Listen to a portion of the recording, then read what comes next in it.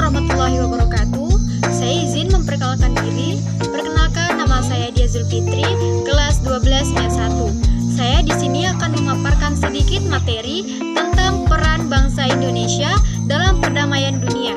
Konten ini dibuat untuk memenuhi nilai tugas mata pelajaran sejarah kelas 12 MEA 1 SMA Negeri 1 Toari. Oke, langsung saja kita masuk ke pembahasan.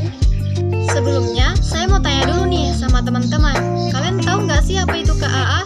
Nah, di sini saya akan menjelaskan kepada kalian mengenai hal tersebut, yaitu tujuan KAA, latar belakang KAA, dan peran Indonesia di dalamnya.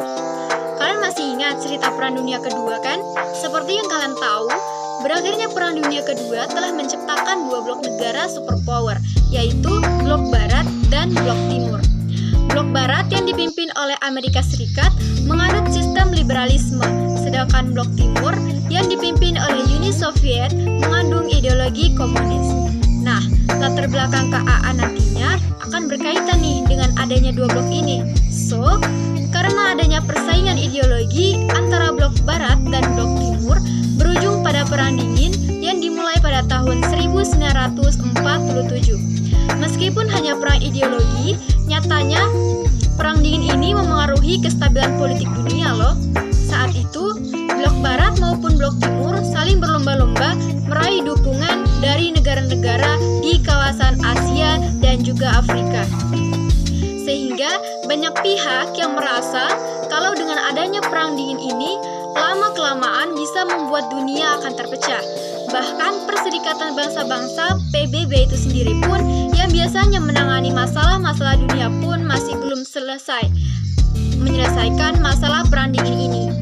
Hal ini pun membuat negara-negara di kawasan Asia dan Afrika merasa perlu adanya kerjasama dan solidaritas antar negara. Dari situlah gagasan muncul melaksanakan konferensi Asia Afrika muncul pada konferensi Kolombo. Tapi kenapa sih hanya negara-negara di kawasan Asia dan Afrika saja? Nah, salah satu latar belakang diselenggarakannya KAA adalah adanya kesamaan nasib. Kalau dilihat sejarah nih, banyak negara di kawasan Asia dan Afrika yang sama-sama pernah dijajah. Selain itu, banyak rakyat Indonesia dan Afrika yang masih memiliki masalah kemiskinan dan keterbelakangan akibat dari penjajahan dan juga peperangan.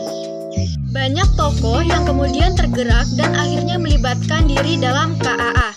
Sejumlah tokoh seperti wakil dari India dalam konferensi Kolombo di Sri Lanka adalah Jawaharlal Nehru dari India, Soekarno dari Indonesia, Gamal Abdul Nasser dari Mesir, Kwame Nkrumah dari Ghana, dan Muhammad Ali dari Pakistan.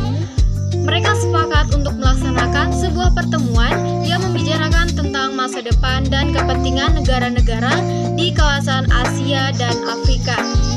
Untuk tujuan dan peran bangsa Indonesia itu sendiri dalam KAA adalah yang pertama, mewujudkan perdamaian dunia. Yang kedua, memperkuat solidaritas dan kerjasama Asia dan Afrika. Yang ketiga, memperjuangkan nasib negara-negara di Asia dan Afrika. Untuk secara umum, peran Indonesia dalam konferensi Asia Afrika adalah sebagai tuan rumah dan sekaligus panitia pelaksana. Indonesia juga menjadi pelopor dan pemrakarsa KAA. Bahkan, keberhasilan KAA membuktikan kalau Kabinet Ali Sastro-Midjojo mampu menyelenggarakan pertemuan yang bersifat internasional. Kenapa? Sebab konferensi Asia Afrika terjadi pada Kabinet Ali Sastro-Midjojo. Oke, baiklah. Mungkin itu saja sedikit materi yang dapat saya paparkan. Semoga apa yang telah saya jelaskan dapat teman-teman pahami dan mengerti dengan baik. Mohon maaf jika dalam proses penjelasan terdapat kata-kata yang kurang jelas dan sulit dipahami. Di sini kita sama-sama belajar dan sama-sama mencari pengetahuan. Oke, baiklah saya akhiri. Wabillahi taufiq wal hidayah. Wassalamualaikum warahmatullahi wabarakatuh. Dan sampai jumpa.